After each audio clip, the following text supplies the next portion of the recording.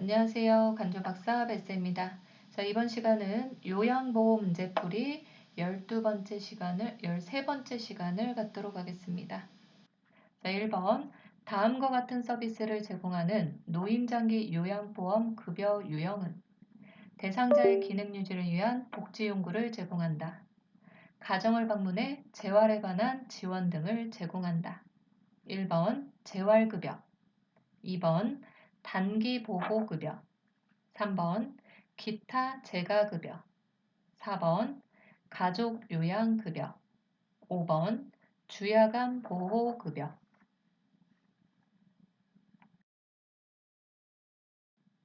2번에 해당이 되죠. 우리 재가급여는 가정에서 생활하면서 요양 서비스를 받는 거죠. 그래서 재가급여에는 방문요양은 수급자 가정을 방문해서 신체활동이나 가사활동 등을 지원해 주는 거고요. 자, 방문 목욕은 목욕 설비를 갖춘 장비를 이용해서 방문해서 목욕을 해주는 거. 주야간 보호는 일정 시간 동안 서비스를 제공해 주는 거. 단기 보호는 일정 기간 동안 서비스를 제공해 주는 거. 자, 그리고 복지용구라고 기타 재가급여가 있죠. 그래서 수급자의 일상생활이나 신체활동에 필요한 용구, 수동 휠체어, 침대, 욕창 예방 매트리스, 성인용 보행기 이런 것들을 제공해 주는 게 복지용구에 들어간다고 보시면 돼요. 그래서 3번 기타 재가급여가 답이죠. 자, 우리 4번에 보시면 가족 요양비는 특별 현금급여에 들어가요. 그래서 가족 요양비가 뭐냐? 저기 도서벽지, 뭐 섬이나 아니면 저기 뭐 산골짜기에 살아요. 자, 그러면 주위에 장기 요양 기관이 없어서 어쩔 수 없이 이용을 못하고 가족에 의해서 서비스를 받아야 될 때 이런 것들이 현금으로 지급이 되는 거라고 보시면 돼요. 자, 2번 노인 부양 문제의 개선 방안으로 옳은 거. 1번 장기 요양 등급 판정 항목을 늘린다. 2번 시설 입소를 우선시한다. 3번 자녀가 부모의 부양을 전담한다. 4번 국가 주도의 돌봄 정책을 강화한다. 5번 세대 분리를 촉진한다. 4번이 정답이죠. 우리가 더 이상 판정 항목을 늘리는 건 개선 방안이 안 되고요. 자, 2번. 시설 입소를 우선시할 필요는 없고 필요한 서비스를 이용하는 거예요. 자, 3번. 자녀가 부모의 부양을 전담하면 생활하기가 힘들겠죠. 그래서 노인 부양은 가족이 하는 사적 부양도 필요하고 그리고 국가에서 어느 정도 지원도 하는 공적 부양도 모두 필요한 거죠. 자, 4번. 국가 주도의 돌봄 정책을 강화하는 거예요. 현재 우리나라도 이제 강화되고 있죠. 그래서 국민연금이나 기초연금 이런 것들을 강화해서 소득을 보장해주고 노인장기 요양보험 제도를 통해서 돌봄 서비스도 제공을 해주는 거죠. 그리고 5번 세대 분리를 촉진하는 게 아니라 세대 간의 갈등을 조절하는 거죠. 자, 다음에서 설명하는 사회복지 제도는 목적, 노인의 안정적인 소득 기반을 제공하고 생활 안정을 지원해 준다. 자, 대상은 만 65세 이상 소득 인정액 기준 70% 수준 이하의 노인. 재원은 국가와 지방자치단체에 의해서 조성이 된다. 1번 국민연금, 2번 고용보험, 3번 주택연금, 4번 기초연금, 5번 산업재해 보상보험.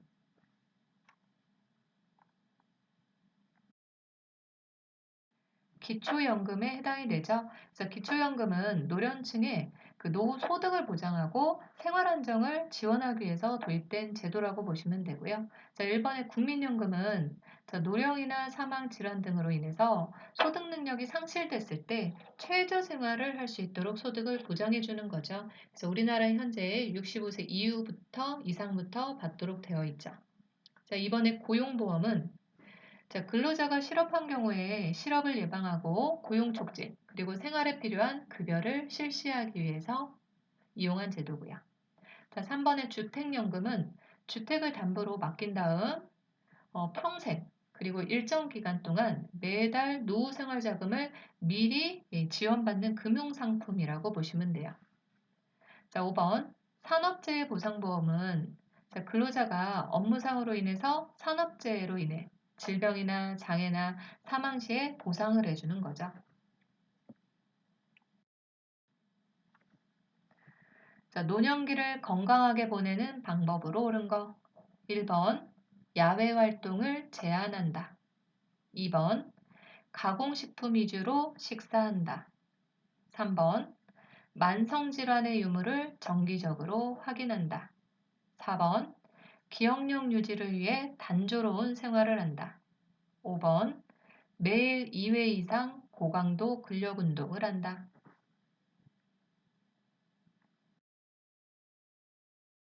3번이 정답이죠. 야외 활동을 제한하는 게 아니라 이런 역할이 상실되지 않도록 친구도 만나고 자원봉사도 하고 지역사회 참여 등을 통해서 생산적인 활동을 할 수 있게 해야 되겠죠. 자, 2번. 가공식품 위주가 아니라 필요한 영양분을 충분히 섭취해서 균형 잡힌 음식을 섭취하도록 하고요. 자, 3번. 만성질환의 유무를 정기적으로 확인해서 미리 예방해야 되겠죠. 자, 4번. 기억력 유지를 위해서는 단조로운 생활이 아니라 지속적으로 뇌에 자극을 줘야 되고요. 자, 5번. 자, 매일 2시간 이상 고강도 근력 운동을 하게 되면 손상이 더 있겠죠. 그래서 본인의 신체 기능에 적합한 운동을 하는 게 좋겠죠. 자, 5번. 등급판정위원회의 심의 결과 등급외자로 판정받은 대상자가 이용할 수 있는 서비스는 1번 노인복지관, 2번 방문간호, 3번 방문목욕, 4번 방문요양, 5번 노인요양시설. 1번이 정답이죠.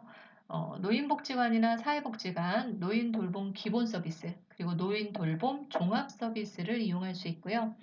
나머지 2, 3, 4, 5번은 다 장기 요양 서비스에 들어가요. 등급을 받아야 되는 대상자들이죠. 그래서 방문간호는 장기요양급여 중 재가급여에 들어가고 방문목욕도 재가급여, 방문요양도 재가급여, 노인요양시설은 시설급여에 해당이 되는 거죠. 자, 다음 내용에 해당하는 노인장기 요양보험 표준 서비스 유형은 자, 병원 외래 진료에 동행해 주고요. 대상자를 대신해서 공과금을 납부한대요. 1번 정서 지원 서비스, 2번 개인활동 지원 서비스, 3번 일상생활 지원 서비스, 4번 신체활동 지원 서비스, 5번 기능회복 훈련 서비스.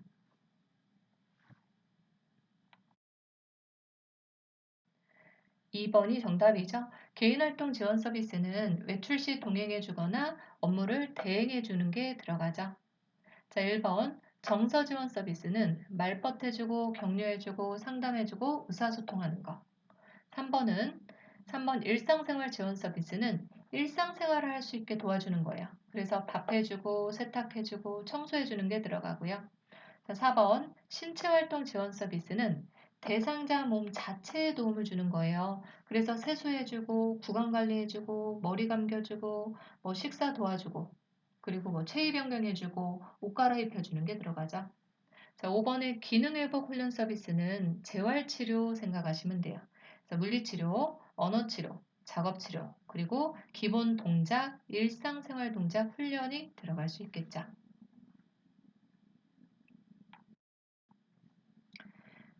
요양보호 서비스 제공 원칙을 준수한 경우는 1번 대상자의 가래를 흡인한다. 2번 상황에 따라 서비스 비용을 청구한다. 3번 대상자의 선호보다 시설의 규칙을 우선시한다. 4번 응급 상황에는 응급처치 우선순위에 따라 처치한다. 5번 대상자의 인지 능력이 악화되면 서비스를 종결한다.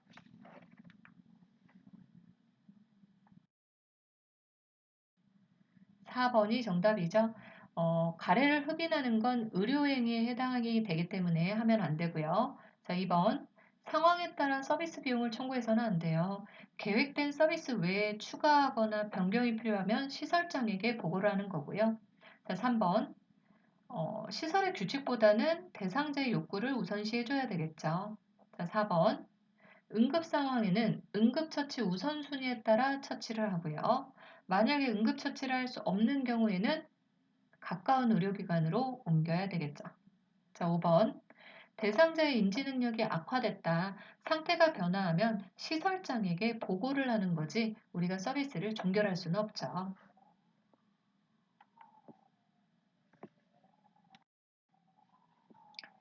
자, 다음 상황에서 시설 대상자가 침해받은 권리는 다른 대상자에게 맞은 사실에 대해 요양보호사가 아무런 개입을 하지 않았다.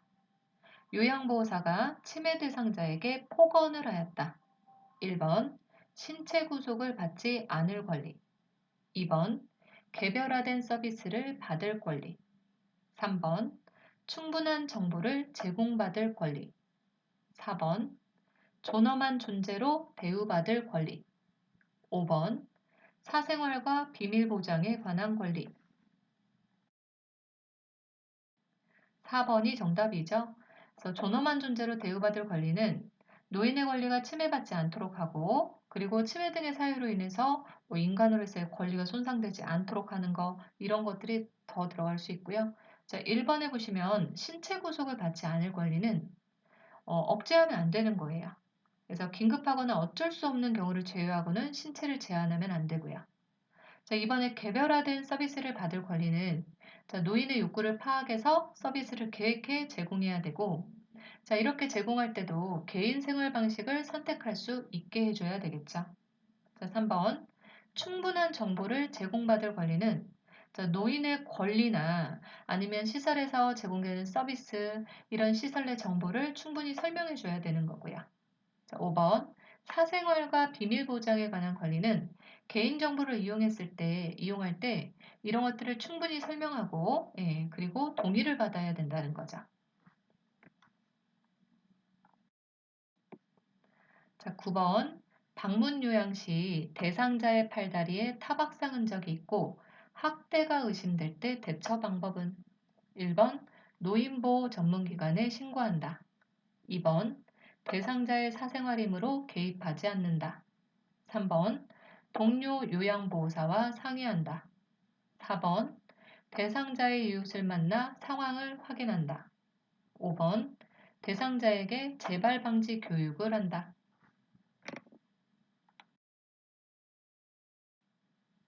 1번이 정답이죠. 그래서 노인학대에 의심이 됐을 때는 노인보호 전문기관이나 수사기관, 경찰서에 신고를 해야 되겠죠.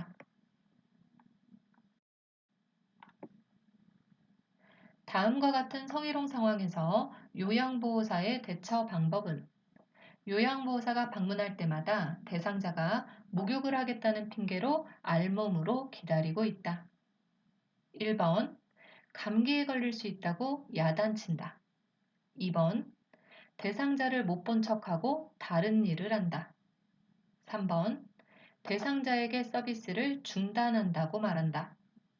4번 대상자의 가족에게 재발 방지를 약속받는다. 5번 관리 책임자에게 보고해 적절한 조치를 취하게 한다.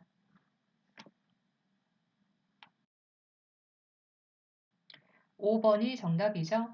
그래서 이렇게 그 성희롱 대처 방법으로는 금일 목욕 서비스가 없음을 설명하고 옷을 입도록 단호하게 말하는 거예요. 자, 그리고 옷을 벗고 있는 이유를 정확히 파악한 후 시설장이나 간호사에게 보고를 해야 되겠죠.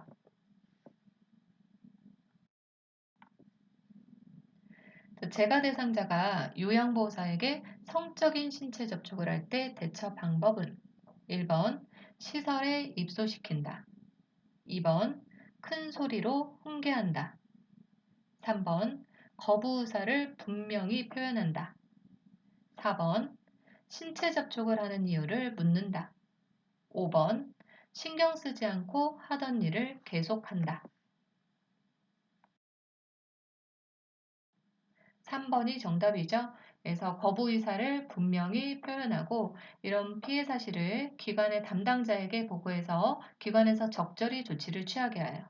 자, 만약에 필요하다면 외부의 전문기관에서 상담을 받도록 도움을 줘야 되겠죠.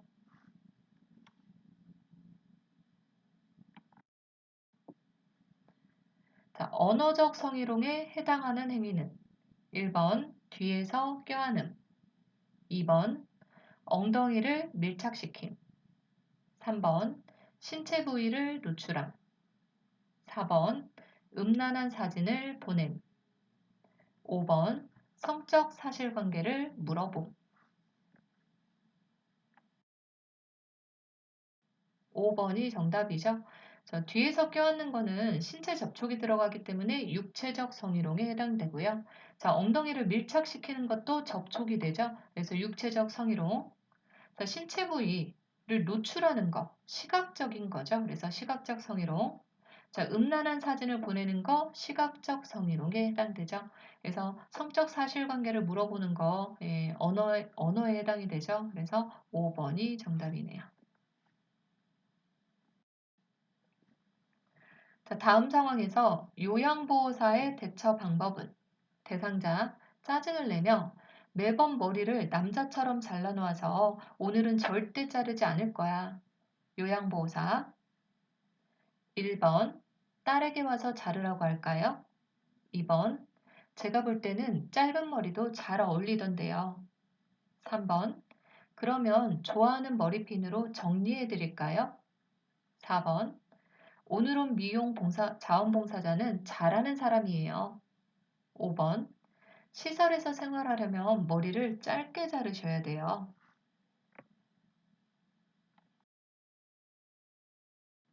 3번이 정답이죠. 머리를 자르려고 하지 않을 때 대처 방법을 보시면 자, 거울을 보여줘서 동기유발이 되게 해요. 머리가 길렀으니까 불편한 감이나 이런 것들을 보여줘야 되겠죠. 자, 그리고 억지로 머리를 자르려고 하지 말고 머리를 묶어주거나 핀 등으로 머리를 정리해주는 것도 하나의 방법이 되겠죠. 그래서 3번에 보시면 그러면 좋아하는 머리핀으로 정리해드릴까요? 자, 다음 사례에서 요양보호사의 대처 방법은 대상자 아들, 어머니가 걷는 것을 불편해하셔서 휠체어가 필요한데 형편도 어렵고 어떻게 해야 할지 막막해요. 1번 본인 부담금을 면제해준다. 2번 저렴한 복지용구를 판매한다. 3번 가족요양 서비스를 권유한다. 4번 이용할 수 있는 서비스를 알려준다. 5번 휠체어 대신 보행보조차를 사서 준다.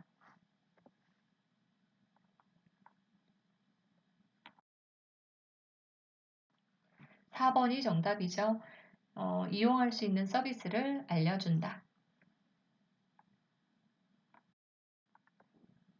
다음 상황에서 요양보호사가 직업윤리 원칙을 준수한 경우는 재가급여 대상자가 수고비를 줄 테니 관절염약을 대리 처방받아 달라고 요청한대요. 1번 요청한 서비스를 거부한다. 2번 다른 요양보호사에게 부탁한다. 3번 다른 대상자의 관절염약을 제공한다. 4번 생각해 본다고 하면서 답변을 피한다.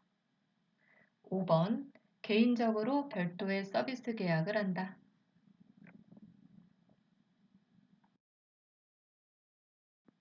1번이 정답이죠. 그래서 급여 내용이 없는 서비스는 제공될 수 없음을 설명한 후 정중히 거절해야 되겠죠. 그래서 1번 요청한 서비스를 거부한다.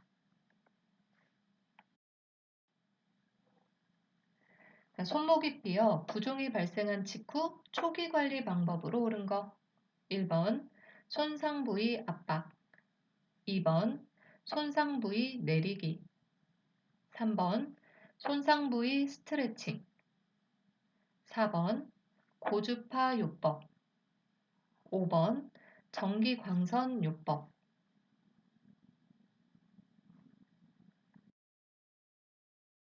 1번이 정답이죠.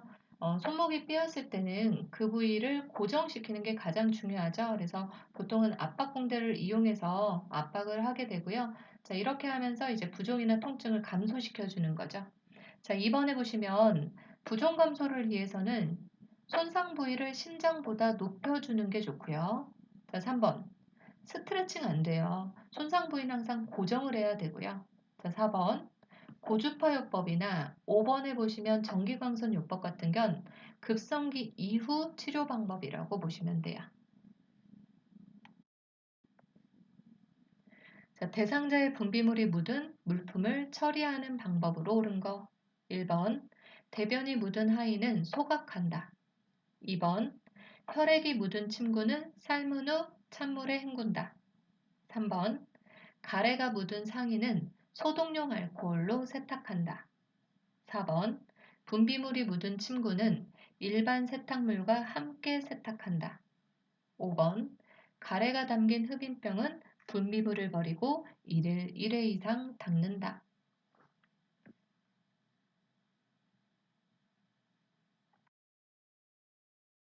5번이 정답이죠. 자, 1번. 대변이 묻은 하의는 소각이 아니라 따로 분리해서 세탁해야 되고요. 자, 2번. 혈액이 묻은 침구는 삶으면 뜨거워서 응고돼 버려요. 그래서 찬물로 헹군 후 삶거나 더운 물로 헹구는 거고요. 자, 3번. 가래가 묻은 상의는 찬물로 헹군 후 삶거나 더운 물로 헹구는 거고요. 4번. 분비물이 묻은 침구는 일반 세탁물과 분리해서 세탁해야 되겠죠. 5번. 가래가 담긴 흡인병은 분비물을 버린 다음 1일 1회 이상 닦는다. 헬리코박터균 감염이 원인이 되어 속쓰림과 상복부 불편감이 나타나는 질환은 1번 협심증, 2번 대장암, 3번 위궤양, 4번 담석증, 5번 췌장염.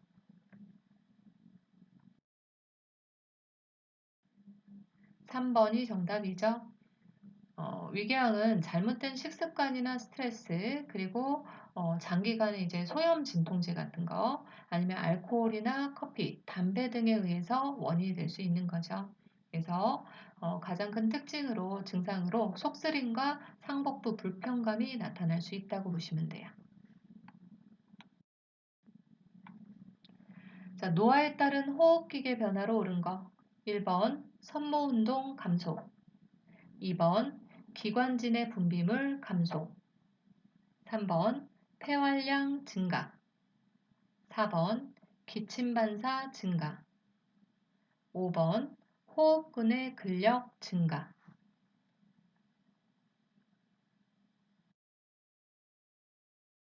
1번이 정답이죠. 우리가 섬모는 무슨 역할을 하냐? 숨을 들이쉴 때 공기만 들어가는 게 아니라 이물질이나 분비물 그리고 뭐 세균, 바이러스 같은 것도 들어갈 수 있죠. 이런 미세물질들을 걸러내 주는 게 섬모 운동인데 노화에 따라서 섬모 운동이 감소돼요. 그럼 미세물질들을 걸러내지 못한 상태로 폐로 들어가겠죠. 그래서 폐렴이 또 많이 생길 수 있는 거죠. 자, 2번. 기관진의 분비물은 증가를 하겠죠. 왜? 섬모운동이 감소해서 이런 것들을 걸러내주지 못하니까. 그래서 호흡기계 감염이 쉽게 발생하고요. 자, 3번. 폐활량은 감소해요. 폐활량은 숨을 크게 들이쉬고 내쉬는 양을 말해요. 자, 그래서 나이가 들수록 폐의 탄력성이 줄어들다 보니까 폐활량이 감소를 해서 쉽게 숨이 차는 거예요. 자, 4번. 기침 반사 감소하죠. 우리가 기침을 왜 하냐? 이물질을 배출하기 위해서 기침을 한다고 보시면 돼요. 그런데 기침 반사가 감소를 하다 보니까 이물질을 충분히 뱉어내지 못해요. 그래서 호흡기 감염에 잘 걸리는 거죠. 자, 5번. 호흡근의 근력이 감소를 하죠. 그래서 숨쉬기 힘들어질 수도 있는 거고요. 자, 만성기관지염 대상자를 돕는 방법으로 옳은 거. 1번. 심호흡을 제한한다. 2번. 음식을 뜨겁게 해서 제공한다. 3번. 창문을 열어 찬 공기로 환기한다. 4번. 호흡곤란 시 앙화의 자세를 취하게 한다. 5번. 처방대로 기관지 확장제를 사용하게 한다.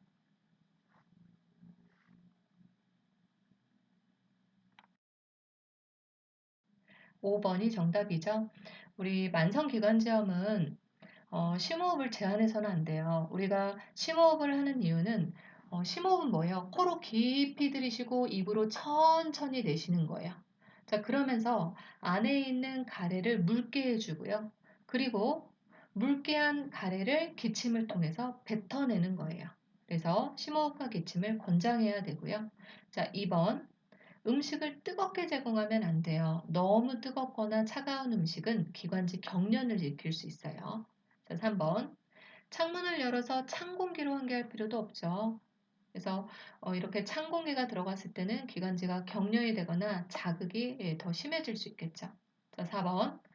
호흡곤란 시에는 앙화의는 반드시 누운 자세죠. 앙화의가 아니라 반자의, 반절만 앉은 자세를 유지하는 거고요. 자, 5번. 처방대로 기관지 확장제를 사용한다.